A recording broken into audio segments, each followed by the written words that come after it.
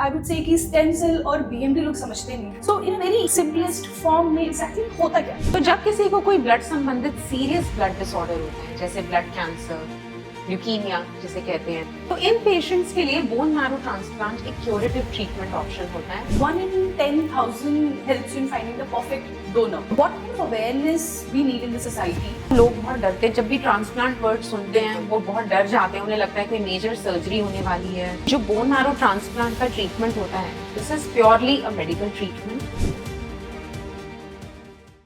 Hi everyone and welcome to today's episode. आज हम बात करेंगे एक ऐसे टॉपिक पर जिसको समझना बहुत जरूरी है, यानी कि स्टेम सेल डोनेशन। अक्सर देखा गया है कि स्टेम सेल डोनेशन से रिलेटेड बहुत सारे मिथ्स एंड मिसकंसेप्शन सोसाइटी में हैं, जैसे कि ये बहुत पेनफुल प्रोसेस है, इसमें सर्जरी इन्वॉल्व होती है और काफी रिस्क भी होता है। इन्हीं सब पर बात करने के लिए आज हमारे साथ मौजूद है doctor Nivedita Dhingra, director and head haematology, haemato-oncology and bone marrow transplant, जो रोज उन पेशेंट्स के साथ काम करते हैं जिनके लिए एक मैच उनकी जिंदगी बदल देता है। Welcome to the episode ma'am. Thank you. Doctor Nivedita Dhingra एक ऐसी स्पेशलिस्ट हैं जिन्होंने बहुत सारे पेशेंट्स को हेल्प किया है एक दूसरी जिंदगी देने में।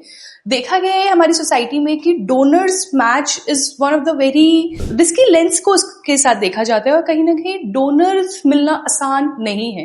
मैम, बहुत सारी आई वुड से कि स्टेम सेल और बीएमटी लोग समझते नहीं है, लोगों को नहीं पता कि बोन मैरो ट्रांसप्लांटेशन क्या होता है। So in a very easiest simplest form में एग्जैक्टली होता क्या है?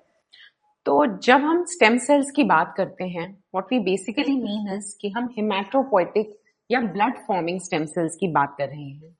ये स्टेम सेल्स नॉर्मली हमारी बोन मैरो में होती हैं और हेल्दी ब्लड यानी कि red cells, platelets, white cells इन्हीं से बनते हैं। तो जब किसी को कोई ब्लड संबंधित सीरियस ब्लड डिसऑर्डर होता है, जैसे ब्लड कैंसर, ल्यूकीमिया जिसे कहते हैं, थैलेसीमिया, एप्लास्टिक एनीमिया, तो इन पेशेंट्स के लिए बोन मैरो ट्रांसप्लांट एक क्यूरेटिव ट्रीटमेंट ऑप्शन होता है और बहुत बार एक लाइफ सेविंग ट्रीटमेंट ऑप्शन होता है। बोन मैरो ट्रांसप्लांट के लिए हमें एक स्टेम सेल डोनर रिक्वायर्ड होता है और यूजुअली जो हमारा प्रोसेस रहता है in more than 99% of the cases now, what we do is कि हम जो डोनर होता है, जो कि बहुत केसेस में एक फैमिली मेंबर हो सकता है, उसको हम कुछ इंजेक्शंस देते हैं स्किन में।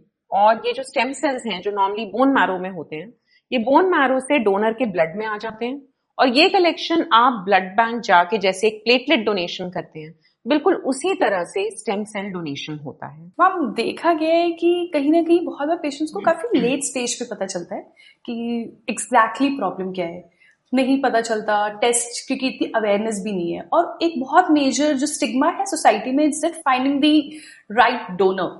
सो how do you see this, because बीमारी तो काफी गहरी है। All of these lymphoma, sickle cell thalassaemia come into the rare disease group. So how do you see this? जब आपके पास पेशेंट्स आते हैं, सबसे पहले आपके लिए होता होगा कि डोनर को ढूंढना है। So how do you ensure this? So जब हमें किसी को ट्रांसप्लांट हम किसी को ऑफर करते हैं as a curative treatment option, तो जाहिर सी बात है कि उसमें पहला स्टेप एक स्टेम सेल डोनर ढूंढना रहता है। तो जब ये प्रोसेस इनिशिएट होता है तो एक सिंपल टेस्ट होता है जिसे कहते हैं HLA टाइपिंग। ये टेस्ट हम ब्लड से भी कर सकते हैं, लेकिन आपकी थूक यानी कि बकल स्वैब के माध्यम से बिना किसी नीडल के भी हम HLA टाइपिंग कर सकते हैं।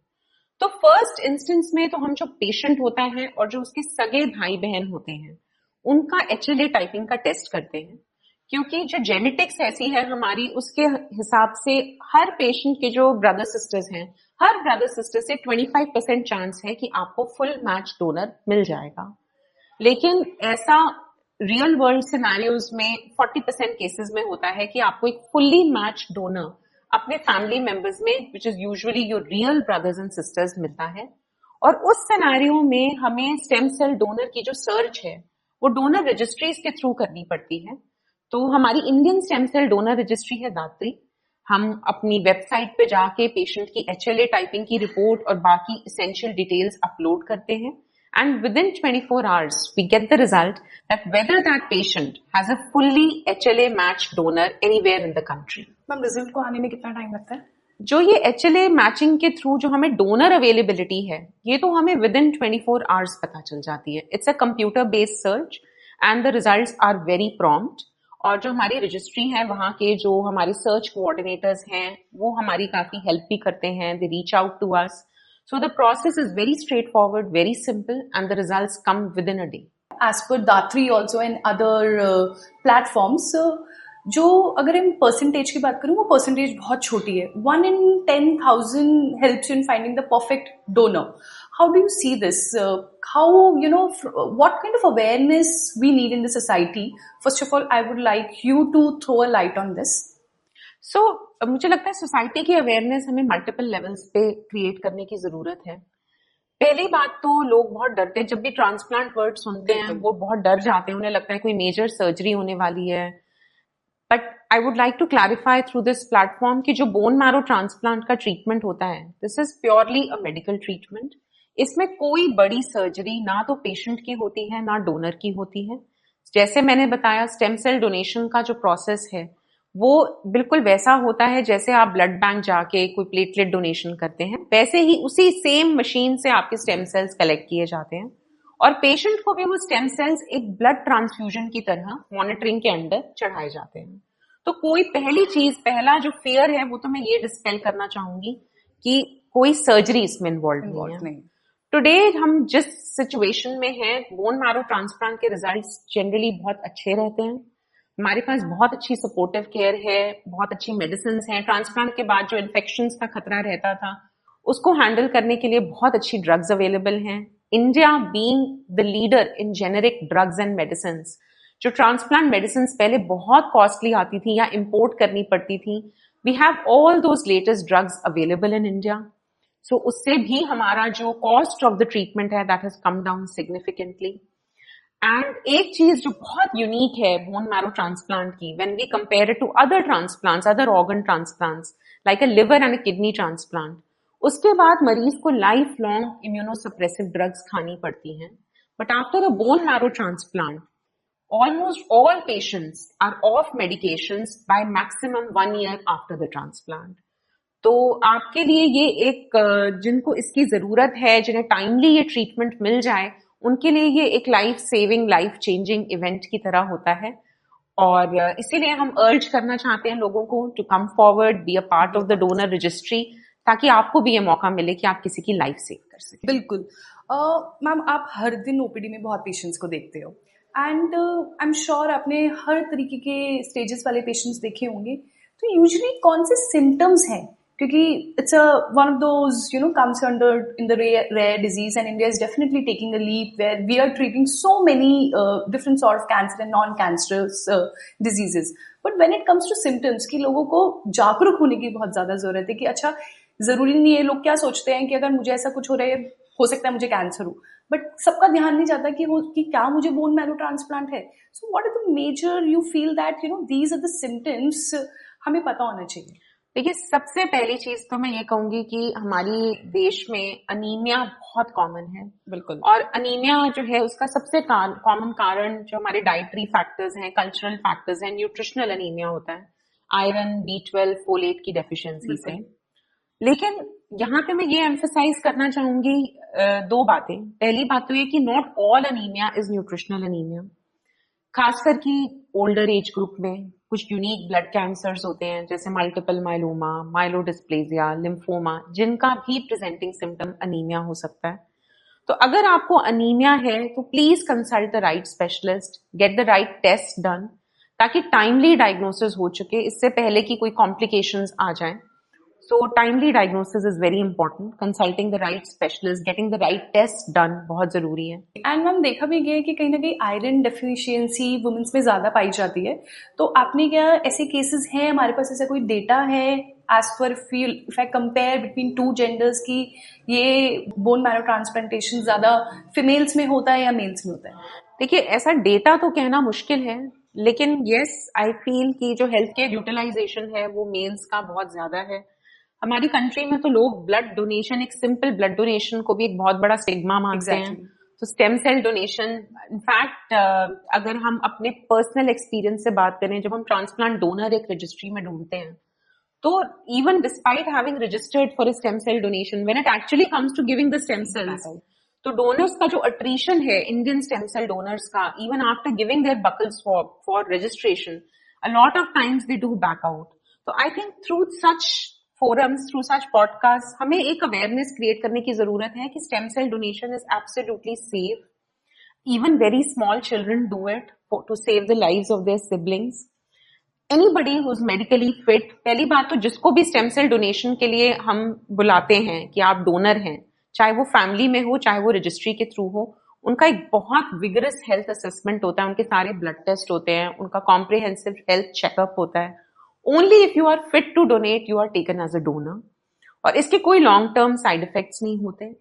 तभी दुनिया भर में लोग अपने स्टेम सेल्स डोनेट करते हैं. और we are one of the largest populations in the world. हमारा representation should be overwhelmingly high. Definitely. But we are lacking behind somewhere.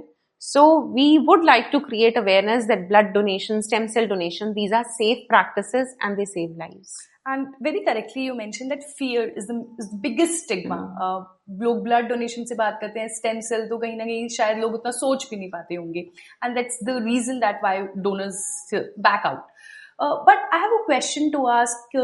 जब कोई डोनर आता है, मे बी वो सिबलिंग है या हमें रजिस्ट्री से मिलता है, तो वो डोनर की लाइफ आफ्टर दैट कैसी होती है? कहीं ना कहीं बहुत सारे मिथ्स है कि आपको सर्जरी होगी रिलेटेड टू स्पाइन.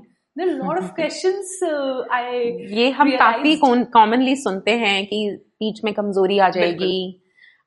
यूजुअली देखिए जो रजिस्ट्री के थ्रू डोनेशन होता है वो तो एक वॉलंटरी एनोनिमस डोनेशन होता है. बट जहां पे भी वो डोनेट करते हैं वहां के फिजिशियन उनको इवेल्युएट करते हैं और उनके कंसर्न्स को एड्रेस करते हैं. But for any stem cell donor आपको ड्यूरिंग द ट्रीटमेंट प्रोसेस में भी थोड़ा बहुत बॉडी एक हो सकता है, लेकिन उसके बाद कोई मेजर लॉन्ग टर्म इफेक्ट्स नहीं होते.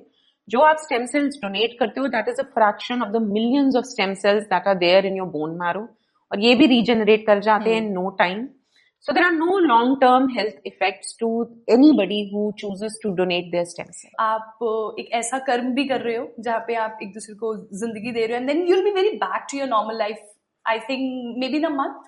Yes, absolutely. Even sooner than that, you can resume work the very next day, or maybe a day or two. You can take rest and you can go back to work. And there's no surgery. There is absolutely no surgery. And why it is correlated to spine? क्योंकि कहीं ना कहीं देखिए जो हमारी bone marrow होती है वो हमारी बोन्स के अंदर, हमारी स्पाइन में होती है, हमारी हिप बोन्स में होती है, जहां पे आपका नॉर्मल ब्लड प्रोडक्शन होता है. तो शायद इसलिए कहीं लोगों के दिमाग में ये फियर है. बट जब हम स्टेम सेल कलेक्शन करते हैं तो healthy stem cells they come from your marrow in large numbers, they get mobilised to come into the blood. The collection happens from blood only. So it's not like it's a myth, absolute myth कि आपकी spine में या कहीं भी कोई कमजोरी आ जाएगी. Backbone से आपकी कई सेल्स निकाले जा रहे हैं या कुछ और निकाला जा रहा है, ऐसा बिल्कुल भी नहीं है. बिल्कुल भी नहीं है. ठीक है ma'am, thank you for this. एक और कहीं ना कहीं क्वेश्चन भी है. Siblings which are one of the major important pillar we could say. वो अगर किसी की फैमिली में हो जाता है तो सिबलिंग का डोनर मैच मिलना बहुत ईजी है.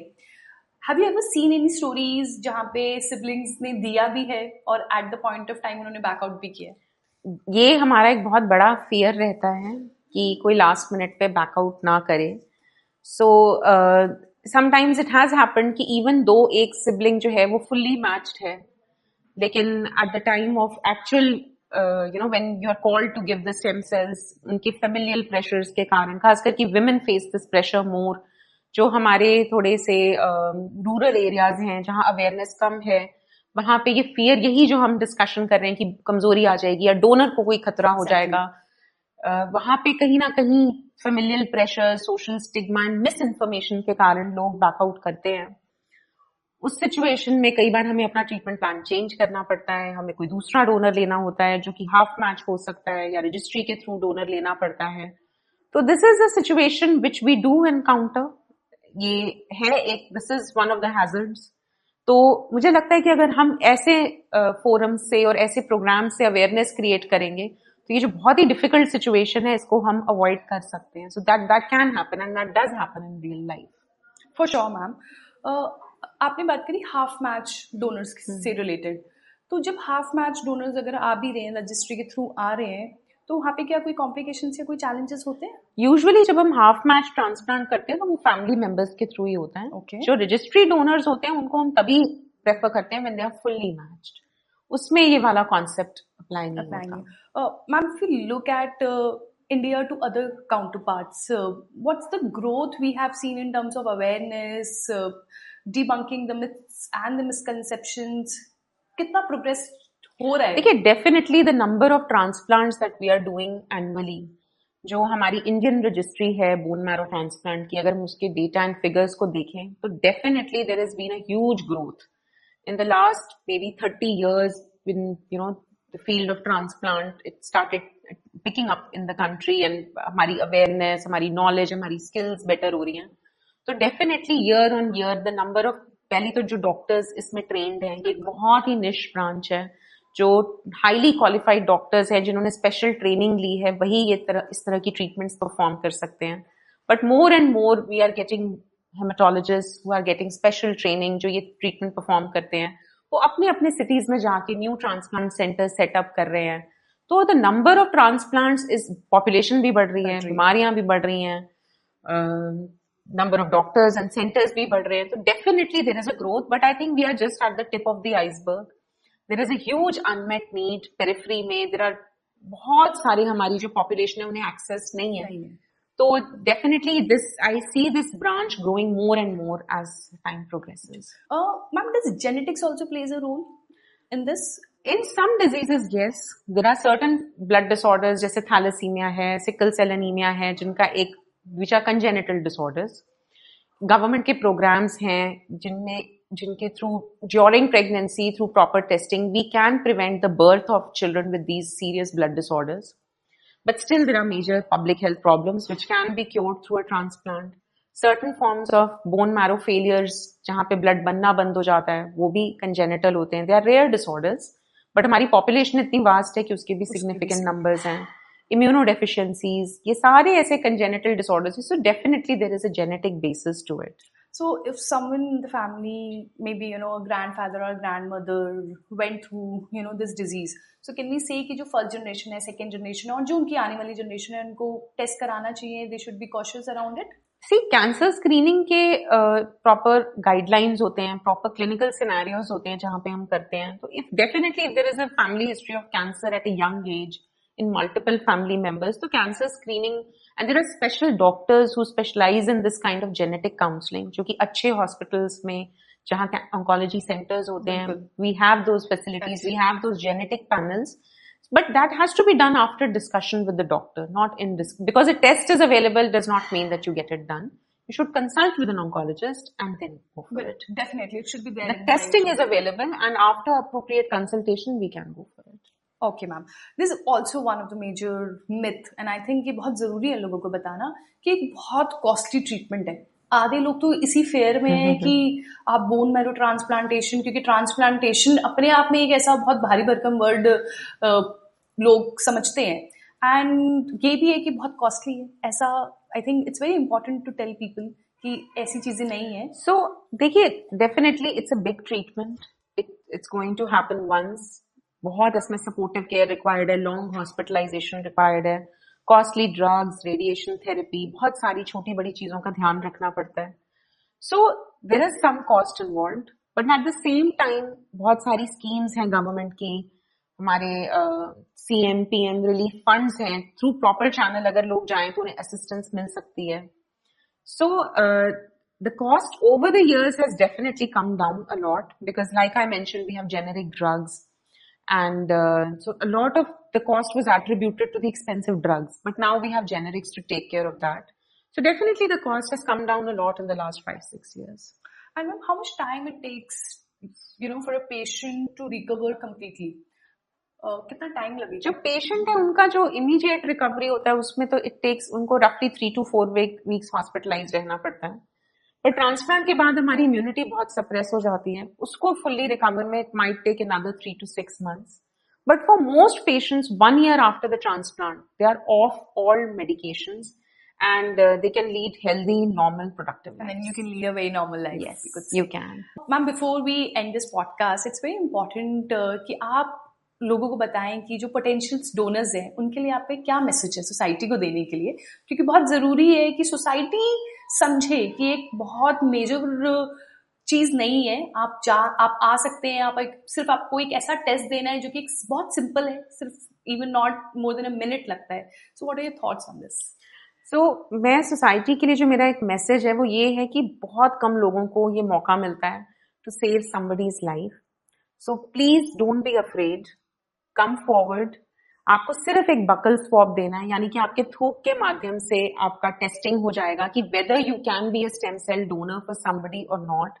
रजिस्टर करें दात्री में, जो हमारी Indian stem cell donor registry है, और जब मौका आए अगर आप किसी के मैच हैं तो definitely please be a match that saves lives. With this thought in mind, with this vision in mind, we at Yashoda Medicity, in collaboration with Genova Biopharmaceuticals and Datri, the Indian Stem Cell Donor Registry, we are organizing a stem cell donation camp on 31st of January.